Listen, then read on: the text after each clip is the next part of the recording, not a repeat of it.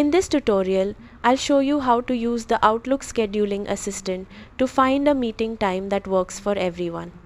Open Outlook and sign in to your account if needed. Click the calendar icon, then select New Event or New Meeting.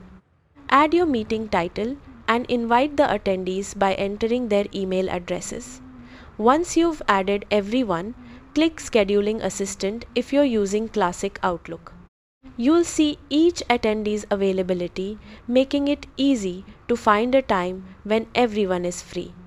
If you're using the new Outlook or Outlook on the web, attendee availability appears automatically as you choose the meeting date and time.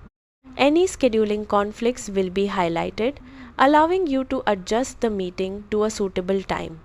Once you've found an available time, add the meeting location or Teams link if needed, then click Send to invite all attendees.